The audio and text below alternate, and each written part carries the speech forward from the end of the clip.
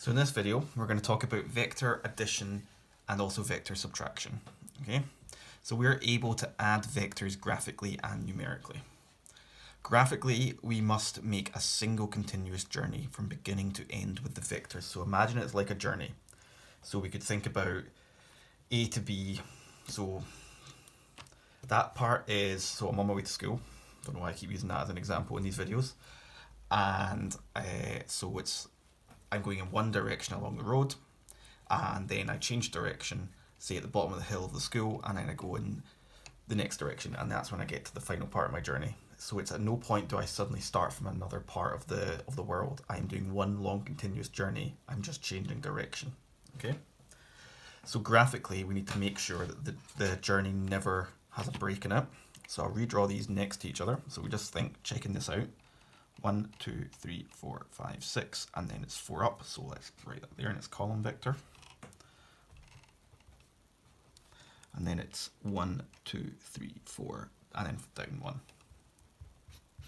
And hopefully we can see what happens and how to do it numerically. We can maybe work out what's going to happen. So let's start my journey. I'm going 6 along.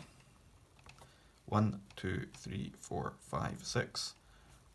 1, 2, 3, 4, 5, 6, and then 4 up. 1, 2, 3, 4. So that is the vector A. And then right when I finish there, that's when I start the next part of the journey. So I'm going to go 1, 2, 3, 4 along and 1 down. And so that is the vector B. Okay. I can then join them. So I started at A, started here, and I ended up here. That was in total journey. So let's draw a line between the two of them. I've gone from there to there, so that's going to be the direction here. And that is the vector A plus B. Okay, now let's look at this. I'm going to look at A plus B, so it's 1, 2, 3, 4, 5, 6, 7, 8, 9, 10. And then it's 3 up. So the vector A plus B equals 10, 3. Numerically, how could I got that answer? Well, 6 plus 4 is 10. 4 plus negative 1 is 3. So that's how we're numerically going to add them. So let's look at the 3 examples. I'm going to do the sums, calculations, and then I'll sketch them. So A plus B would just be 3, 2 plus negative 1, negative 4. And so we're going to get the resultant vector as 2, negative 2. Okay. Here we've got P plus Q. Vectors being negative 5, 4 plus 3, 4. With the resultant vector being negative 2, 8. Now look here, we've already done this, we've done vector scalar multiplication. So the first thing we can do is find out that 2c is going to be c times 2, which is 2, 2. 3d is going to be d times 3, so it's going to become 6, 9. And so 2c plus 3d would equal 2 plus 6 is 8, 2 plus 9 is 11. I'm only going to do one of these to prove this, mainly because I'm running out of space. And I'll do the one that's going to take up the least amount of space, which is going to be, well, that one's a bit small, so I'll do this one. So let's start at any part of the journey. So let's do it here. Hopefully I don't do this wrong. So going back negative 5 and then up 4. So 1, 2, 3, 4, 5.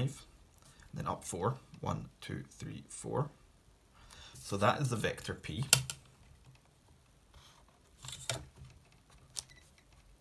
And then for Q, we went 3 along. 1, 2, 3. And then 4 up. 1, 2, 3, 4. Almost did that badly. So that is the vector Q, which means the resultant vector will be from there to there, which is P plus Q. And we can see that it is, yes, negative 2 back and then 8 up.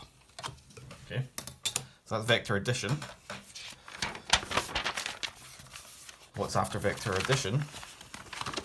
Well, it's vector subtraction. And conceptually, or theoretically, we can consider this as essentially just vector addition. But instead of adding the two vectors, so instead of subtracting the vectors, we're adding the reverse journey. Okay, so we just think of it as A plus the reverse journey of B. Okay, numerically it's not really going to change much, but graphically it could help you understand where we're coming from. Okay, so let's work them out numerically. A minus B will be 4, 5 minus -1, 3. But I said we should think of it as the addition of the reverse journey. So that will become 4, 5 plus the reverse journey, which is going to be 1, -3. 4 plus 1 is 5. 5, should not have that line there. 5 plus -3 is 2. So the vector A minus B is 5, 2. So we'll do another one, B minus C. So we're doing -1, 3 minus 2, -5. Numerically, we don't really need to do this step. It's just to show you why it's actually happening when it comes, because this is the one I'm going to do as the vector pathway journey. -1 minus 2 is -3, and 3 minus -5, two negatives. So we're going to get, what's the difference between 3 and -5? It's 8. So the vector B minus C is -3, 8. Again, 2A minus 3B. Firstly, let's work out 2A. 2A is going to be 8, 10, because we're just multiplying it by 2. 3B is just going to be -3, 9. And so 2A minus 3B is going to be 8, 10, so this vector take away this vector, 8 take away 3, sorry, 8 take away -3 is going to give 11, 10 take away 9 is going to give 1. Okay, and now to show us what it's going to look like graphically, we'll do just this one. I'm going to start with vector A, and I went 4 along, 1, 2, 3, 4, and then I went 5 up, 1, 2, 3, 4, 5. So that's the vector A. And then this is where it can get a bit confusing, so that's why we think of it as adding the reverse journey, okay? Because the reverse journey is going to be 1 along and -3 down. So 1 along and then 3 down. 1, 2, 3.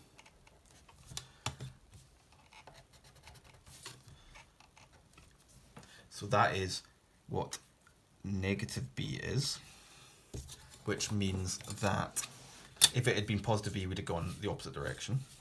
So that means the vector, the resultant vector of A plus -B, or A minus B, will just be 1, 2, 3, 4, 5, and then 2 up.